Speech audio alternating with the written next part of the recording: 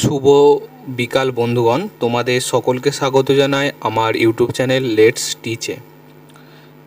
তো তোমাদের সপ্তম শ্রেণী থেকে আজকে আমি যে বিষয়টি নিয়ে আলোচনা করতে এলাম সেটা হলো ইতিহাস।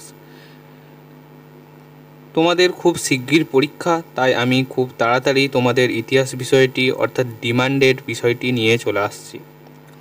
চলো শুরু করা যাক তোমাদের আজকের সেশনটি অর্থাৎ সপ্তম শ্রেণীর ইতিহাস বিষয়টিকে নিয়ে।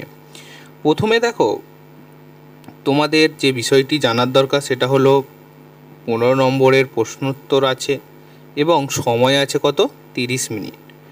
চলো তোমাদের আমি সিলেবাসটি সম্পর্কে একটু সাধারণ ধারণা দিয়ে দিই।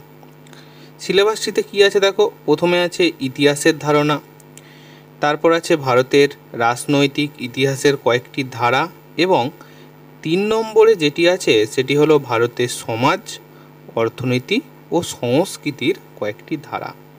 তাহলে তো আমরা বুঝতে পারলে যে তোমাদের সিলেবাসটি কী আছে। চলো পরের প্রশ্নের দিকে এগোই। পরের প্রশ্নে বলা হচ্ছে, অর্থাৎ প্রথম প্রশ্নে বলা হচ্ছে যে সঠিক উত্তরটিকে বেছে নিয়ে লেখো। সঠিক উত্তরটিকে বেছে নিয়ে লেখো। বাংলায় পাল বংশের রাজত্ব শুরু হয় কবে? বাংলায় পাল বংশের রাজত্ব শুরু হয় 750 খ্রিস্টাব্দে, তাই তো, 750 খ্রিস্টাব্দে।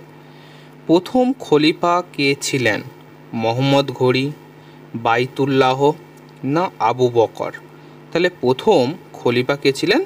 প্রথম খলিফা ছিলেন আবু বকর। ইতিহাস থেকে এই প্রশ্নগুলো খুবই ইম্পর্টেন্ট, তোমরা অবশ্যই যে যার খাতায় লিখে নিও। পরের প্রশ্ন, কয়েকটি গ্রামকে কি নিয়ে তৈরি হতো? কি কয়েকটি গ্রামকে নিয়ে কি গঠিত হতো? নাড়ু, উর না নগরম? কি হতো বলো? নাড়ু হতো। কয়েকটি গ্রামকে নিয়ে বলা হতো নাড়ু। পরের প্রশ্ন দেখো, বলা হচ্ছে এক কথায় উত্তর দাও। খুবই সুন্দর প্রশ্ন, গুরুত্বপূর্ণ প্রশ্ন। সকলোত্তর পথনাথ কার উপাধি ছিল? খুবই গুরুত্বপূর্ণ প্রশ্ন, 100% আসার মতো প্রশ্ন এখানে আমরা দেখতে পাচ্ছি। সকলোত্তর পথনাথ কাকে বলা হয়? সকলোত্তর পথনাথ বলা হয় রাজা হর্ষবর্ধনের একটি উপাধি ছিল সকলোত্তর পথনাথ। পৃথিবীর সর্ববৃহৎ বৌদ্ধ মন্দির কোনটি? পৃথিবীর সর্ববৃহৎ বৌদ্ধ মন্দির হলো ইন্দোনেশিয়ার বরোবুদুরের বৌদ্ধ মন্দির। তাহলে কোথায়? ইন্দোনেশিয়ার বরোবুদুরের বৌদ্ধ মন্দির সর্ববৃহৎ বৌদ্ধ মন্দির। খুব ইম্পর্টেন্ট প্রশ্ন।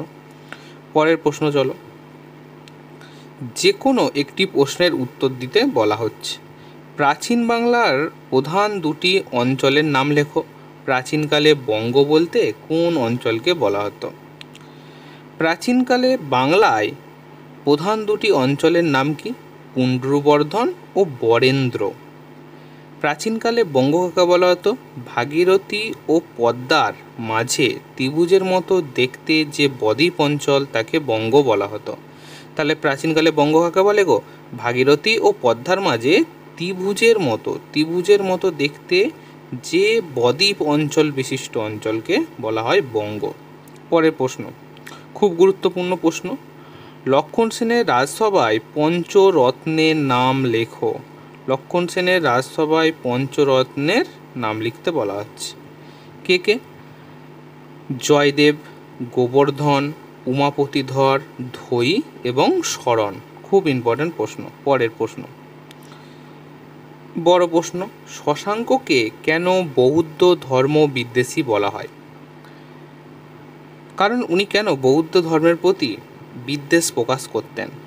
শশাঙ্কের বিরুদ্ধে অভিযোগ করা হয় যে তিনি বৌদ্ধ ভিক্ষুকদের হত্যা করেছিলেন এবং বৌদ্ধদের পবিত্র ধর্মীয় স্মারক ধ্বংস করেছিলেন। এ কারণেই আর্য মঞ্জুশ্রী, মূল প্রকল্প, হর্ষচরিত ইত্যাদি গ্রন্থে তাকে বৌদ্ধ ধর্ম বিদ্বেষী হিসেবে সমালোচনা করা হয়েছে। কেন? কারণ তিনি বৌদ্ধ ভিক্ষুকদের হত্যা করেছিলেন এবং বৌদ্ধদের যে ধর্মস্মারক তিনি তা ধ্বংস করেছিলেন। পরের প্রশ্ন, জনসমর্থনের নিরিখে বাংলার পাল ও সেন শাসনের তুলনা করো। কি বলা হচ্ছে দেখো, পাল আমল আর সেন আমল দুটো দিয়ে দেওয়া হয়েছে পাশে এবং তাদের পার্থক্য। প্রথম দেখো, 400 বছরের বেশি স্থায়ী হয় পাল আমল। সেন আমল 100 বছরের কিছু বেশি স্থায়ী হয়। জনগণের সমর্থনে গোপাল ক্ষমতাসীন হন, আর জনগণের সমর্থনে বিজয় সেন ক্ষমতায় আসেন। তাহলে সেন বংশের প্রতিষ্ঠাতা বিজয় সেন, আর পাল বংশের প্রতিষ্ঠাতা কে? গোপাল। সমাজে পাল রাজারা নিজেদের গ্রহণযোগ্য করে তুলেছিলেন, আর সেন রাজারা সমাজে তেমনভাবে নিজেদের গ্রহণযোগ্য তুলেছিলেন না। পরের প্রশ্নের দিকে আমরা এগোই। কি বলা হচ্ছে? যে কোনো একটি প্রশ্নের উত্তর দাও। বাংলার স্বাধীন রাজা শশাঙ্ক সম্পর্কে আলোচনা করো। খুব গুরুত্বপূর্ণ প্রশ্ন। শশাঙ্ক সম্পর্কে, শশাঙ্ক রাজ্য বিস্তার বা শশাঙ্ক সম্পর্কে একটা ধারণা দিতে বলা হচ্ছে। শশাঙ্ক গুপ্ত সম্রাট মহাসেন গুপ্তের অধীনে একজন সামন্ত ছিলেন। পরবর্তীকালে 606 খ্রিস্টাব্দে শশাঙ্ক স্বাধীন গৌড় শাসক হন। তার রাজ্য বিস্তার। শশাঙ্কের আমলে গৌড়ের ক্ষমতা আরও বেড়ে গেছিল। তার রাজত্ব উত্তর পশ্চিম বারাণসী পর্যন্ত ছড়িয়ে পড়েছিল। সমগ্র গৌড়, মগধ, বুদ্ধগয়া, কঙ্গোদ, উড়িষ্যাকে তিনি নিজ অধিকারে আনতে পেরেছিলেন। তাই তার রাজধানী ছিল কর্ণ সুবর্ণ। পরে কর্তৃত্ব। শশাঙ্কের হাতে মখৌরি রাজা গ্রহণবর্মা ও পুষ্যবতী রাজা রাজ্যবর্ধন পরাজিত হন ও নিহত হয়েছিলেন। পরবর্তী থানেশ্বরের শাসক হর্ষবর্ধন শশাঙ্ককে উচিত শিক্ষা দিতে কামরূপের রাজা ভাস্কর বর্মার সঙ্গে মিত্রতা স্থাপন করলে শশাঙ্ক পর্যুদস্ত করা পক্ষে তার সম্ভব হয়নি। অবশেষে তিনি 637 খ্রিস্টাব্দে মারা গেছিলেন। তাহলে আমরা শশাঙ্কর রাজ্য এবং তার সম্পর্কে কিছু আমরা ধারণা পেলাম। পরে প্রশ্নের দিকে এগোই।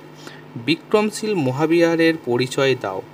সেই সময়কার বিখ্যাত বৌদ্ধ মঠ বিক্রমশিলা মহাবিহারের পরিচয় দিতে বলা হচ্ছে। খুব ইম্পর্টেন্ট প্রশ্ন একটি। পালরাজ ধর্মপাল 770 থেকে 810 খ্রিস্টাব্দে মগধে বিহারের ভাগলপুর জেলা বিক্রমশীল মহাবিহারের প্রতিষ্ঠা করেন। শিক্ষা পরিকাঠামো কেমন ছিল? বিক্রমশীল মহাবিহার ছিল নালন্দার মতোই একটি বিদ্যাচর্চার উল্লেখযোগ্য কেন্দ্র। এই বিশ্ববিদ্যালয়ের ছাত্র সংখ্যা ছিল প্রায় 3000। এই মহাবিহার ব্যাকরণ, তর্কশাস্ত্র, দর্শন ইত্যাদি পড়ানো হতো ও ভর্তির জন্য ছাত্রদের আবার প্রবেশিকা পরীক্ষাও দিতে হতো। শিক্ষা শেষ হলে ছাত্রদের উপাধি দেওয়া হতো। খুব সুন্দর করে লেখানো আছে এখানে কি কি আছে। অধ্যাপক বৃন্দরা কেমন ছিলেন? বিক্রমশীল মহাবিহারের বৌদ্ধ ধর্মচর্চা ও শিক্ষার জন্য 100-রও বেশি আচার্য ছিলেন। তাদের মধ্যে উল্লেখযোগ্য কে? শান্তিপদ, কল্যাণ রক্ষিত, শ্রীধর, অভয়াকর গুপ্ত প্রমুখ। দীপঙ্কর শিজ্ঞান অতীশ ছিলেন বিক্রমশিলা মহাবিহারের অধ্যক্ষ। মহাবিহারের ধ্বংস সাধন কিভাবে ধ্বংস হয়েছিল? ধর্মপালের সময় থেকে পরবর্তী প্রায় 500 বছর বিক্রমশীল মহাবিহার শিক্ষা চর্চার অন্যতম কেন্দ্র ছিল। লক্ষণ সেনের রাজত্বের শেষ দিকে বখতিয়ার খলজির নেতৃত্বে তুর্কিরা বাংলা আক্রমণ করে এবং বিক্রমশীল মহাবিহারকে ধ্বংস করেছিলেন। তাহলে আমরা জানতে পারলাম যে বিক্রমশিলা মহাবিহার কার মাধ্যমে ধ্বংস হয়েছিল? বখতিয়ার খলজির নেতৃত্বে যখন তুর্কি আক্রমণ হয় আমাদের ভারতে, তখন এটি ধ্বংস হয়েছিল। এটাও কিন্তু শর্ট প্রশ্ন আসতে পারে। তাহলে আজকে আমরা তোমাদের বেশ কিছু ক্লাস 7 থেকে প্রশ্নোত্তর পর্ব করলাম এবং শেষ করলাম। তোমাদের কেমন লাগলো তোমরা অবশ্যই কমেন্টের মাধ্যমে জানিও। বেশি বেশি করে ভিডিওটিকে লাইক করো, শেয়ার করো, সাবস্ক্রাইব করো এবং বন্ধুদের মাঝে ছড়িয়ে দাও। After all, thanks for watching. তাহলে দেখা হচ্ছে পরের কোনো ভিডিওতে। অবশ্যই আরও বিস্তারিত আপডেটেড ভিডিও এবং এডুকেশন সংক্রান্ত সমস্ত রকম বিষয় জানার জন্য আমাদের চ্যানেলের সঙ্গে যুক্ত হও এবং এই বিষয়টি সবার মাধ্যমে জানাও যে এখানে তোমরা অনেক গুরুত্বপূর্ণ বিষয় সম্পর্কে জানতে পারবে। চলো দেখা হচ্ছে অন্য কোনো ভিডিওতে।